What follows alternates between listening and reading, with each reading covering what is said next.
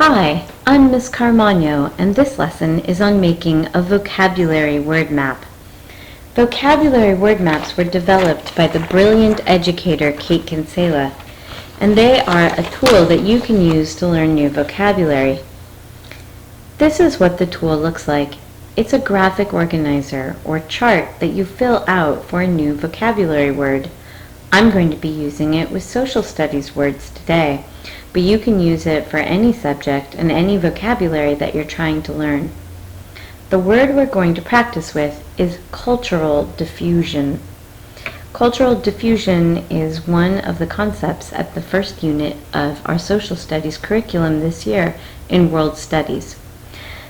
The word that you are making the vocabulary word map for goes here at the top of the chart. Right under that, you write the definition. This is the formal definition that you would use, not your own personal definition. It's the kind of definition that you would find in a dictionary. Sometimes you have to be very careful about what definition you use. In social studies, we use a lot of words in a way that is particular to that subject and can mean something else in another subject. For today, we're going to be talking about cultural diffusion, which means when elements of a culture spread to new groups or areas. Now, in order to understand this, we have to know what culture means.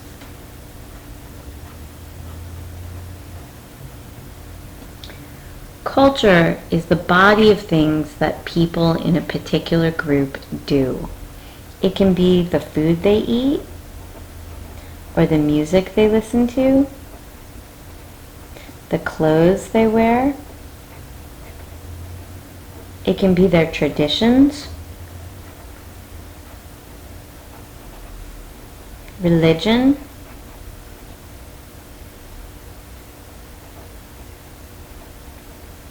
and language.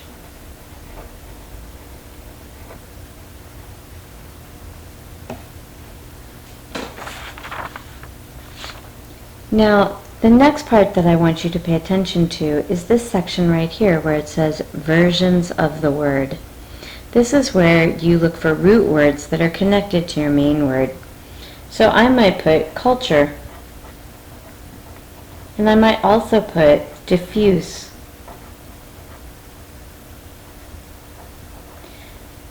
Cultural is the adjective of culture, and diffusion is the noun of the verb diffuse.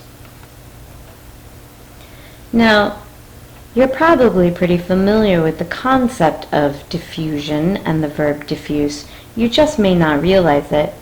If you've ever made a cup of tea and put a tea bag in hot water, you've seen diffusion at work. Here's our teacup and our tea bag. And if you've ever seen the tea seep dark brown out of the bag and fill the cup with dark brown water, that is diffusion. It's when something spreads out and takes over a new area. Now, for the word cultural diffusion, the next thing you do is list some examples. You can often find these examples in the dictionary or in class with your teacher. We're going to be talking about aspects of culture that have moved from one place to another. Probably the best example is blue jeans. This is a type of clothing that was invented in the United States but is worn all over the world now. Another example might be Chinese food. The Chinese in China were the first ones to develop Chinese food and create its particular taste.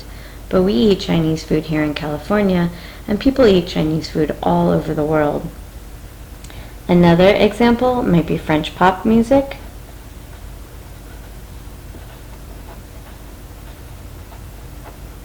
or my personal favorite, Korean dramas.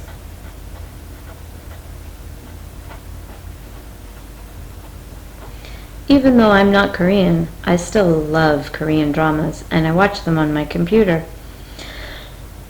They've come all the way from Korea here to the United States. Now, in this box, you want to put your related words. These are words that are related to the concept but aren't examples. In this box, I want to put some words that are connected to how cultural diffusion happens. So one way that cultures move from one place to another is through trade. People travel with goods to sell, and when they get to new places, they share the way they do things, their food and their clothes and other aspects of their culture. Another way that cultural diffusion happens is through immigration.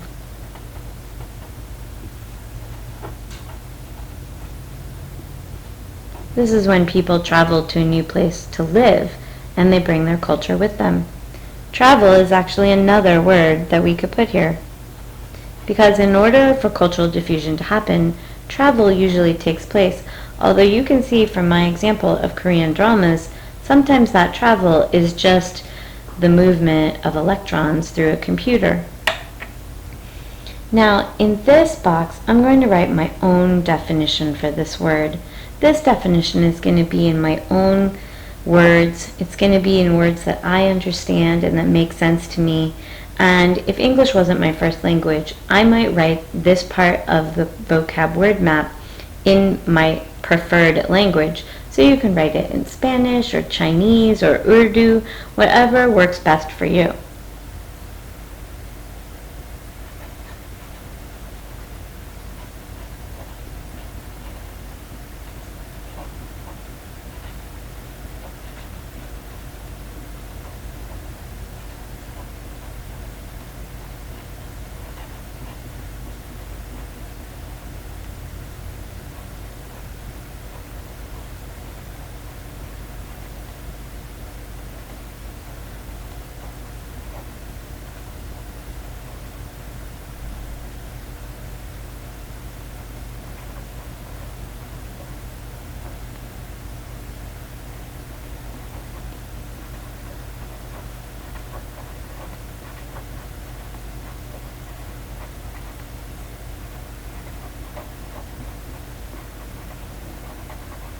My definition's a little long.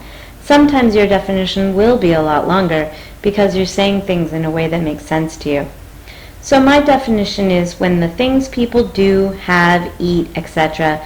travel with them to new places and new people learn about them. The last box is the graphic box.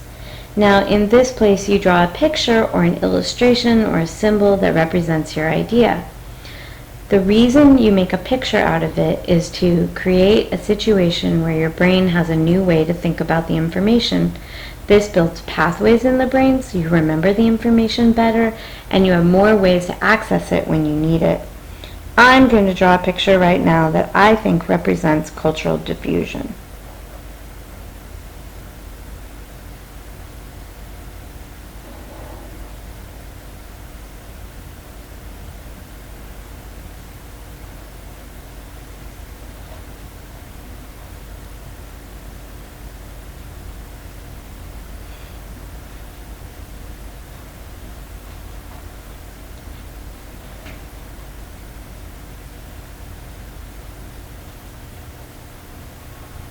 Hi, Korea.